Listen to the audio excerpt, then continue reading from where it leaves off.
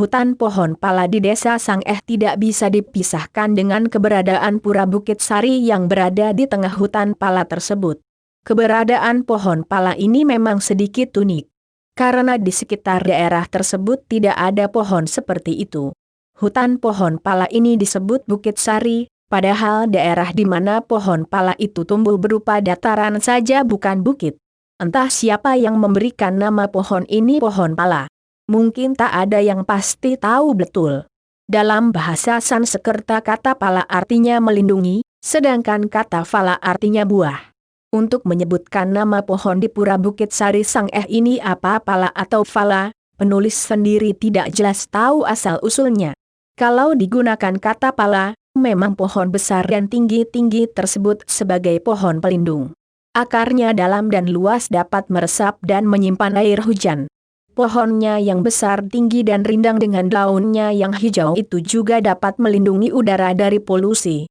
Karena dalam daun yang hijau itu terdapat unsur yang melindungi kehidupan di sekitarnya. Partikel-partikel kimia yang berterbangan di udara karena ulah manusia dapat disaring oleh hijauan dedaunan dari pohon-pohon di hutan pala tersebut. Banyak lagi sesungguhnya fungsi hutan kalau dilihat dari sudut kehidupan di bumi ini.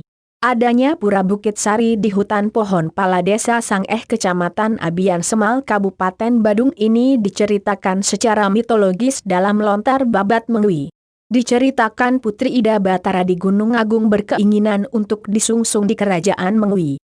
Atas kehendak beliau maka hutan pala yang ada di Gunung Agung tempat Putri Ida Batara Gunung Agung bermukim pindah secara misterius pada waktu malam. Perjalanan belum sampai di kerajaan Mengwi, keadaan sudah siang dan telanjur ada yang mengetahui perjalanan tersebut. Hal ini konon yang menyebabkan hutan pala tersebut tidak bisa berjalan lagi menuju Mengwi dan berhenti di desa Sangeh sekarang. Konon putra angkat Raja Mengwi yang pertama I Gusti Agung Putu yang bergelar Cokorda Sakti Belambangan menemukan bekas bangunan pelinggih. Putra angkat Raja Mengwi tersebut bernama Ana Agung Ketut Karangasem. Atas penemuan tersebut, Cokorda Sakti Belambangan memerintahkan untuk membangun kembali pura tersebut dan diberi nama Pura Bukit Sari. Yang dipuja di pura tersebut adalah Ida Batara Gunung Agung dan Batara Melanting. Pura Besakih di lereng Gunung Agung itu tergolong pura purusa atau sebagai jiwa dari Pulau Bali. Di Gunung Agunglah berbagai nilai suci ajaran Weda divisualkan dalam wujud bangunan suci. Berbagai gagasan hidup untuk mendapatkan kehidupan yang sejahtera lahir batin di bumi ini divisualkan dalam wujud bangunan suci dan ritual sakral di Pura Besakih. Sedangkan pemujaan pada Ida Batara Melanting dalam tradisi Hindu di Bali sebagai dewa pasar. Menurut Prof. Dr. Imel Titip, PhD, Batara Melanting itu tiada lain sebutan untuk Dewi Laksmi bagi umat Hindu di Bali. Dewi Laksmi adalah Dewi Kemakmuran dalam sistem panteon Hindu. Pemujaan Ida Batara Gunung Agung dan Batari Melanting di Pura Bukit Sari di desa Sangeh ini adalah bertujuan memuja Tuhan untuk mendapatkan tuntunan spiritual dalam mengembangkan hidup yang penuh dengan gagasan-gagasan kehidupan yang mulia serta untuk membangun kehidupan yang makmur secara ekonomi. Ini berarti pemujaan pada Tuhan di Pura Bukit Sari itu menanamkan gagasan keseimbangan hidup antara membangun gagasan hidup dengan nilai spiritual dalam mewujudkan kemakmuran ekonomi.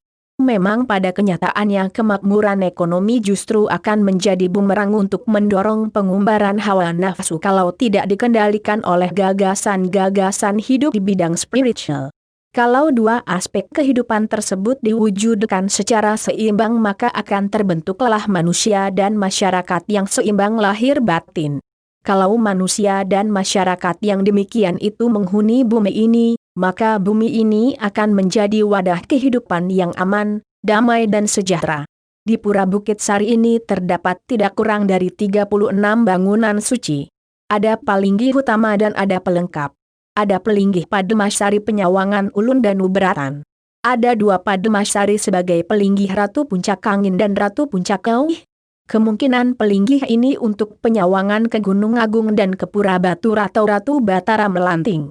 Ada pelinggih Meru Tumpang 9. Ada pelinggih Pademasana sebagai pemujaan Batara Sadasiwa. Ada 4 pademasari lagi masing-masing sebagai pemujaan Pucak Batur, sebagai pelinggih Ratu Entap, Ratu Manik Galih dan Batara Wisnu. Pemujaan Tuhan dalam berbagai fungsi ini umumnya mengarah pada pemujaan Tuhan sebagai Dewa Kemakmuran. Ada pelinggih Balai Paselang. Pelinggih ini umumnya digunakan untuk upacara pendanaan yang menggambarkan hubungan manusia dengan Tuhan. Di pelinggih ini dilukiskan secara ritual sakral hubungan bakti manusia kepada Tuhan dan anugerah Tuhan yang di Bali disebut sueca. Di pelinggih Paselang inilah dilukiskan bahwa hanya manusia yang sungguh-sungguh bakti pada Tuhan akan mendapatkan sueca atau anugerah dari Tuhan berupa raksanam atau rasa aman dan damai serta danam artinya hidup sejahtera. Ini artinya pelinggih yang disebut Balai Paselang ini memotivasi umat Hindu agar jangan hanya memohon waran ugraha yang widi tanpa melakukan bakti dan pelayanan pada sesama dan menyayangi isi alam ini. Dengan bakti yang benar manusia dapat membangun struktur diri agar menjadi wadah pengejawantahan kesucian Atman dalam wujud perilaku nyata dalam kehidupan sehari-hari. Dengan bakti manusia dapat menghindarkan diri sebagai wadah pengumbaran hawa nafsu.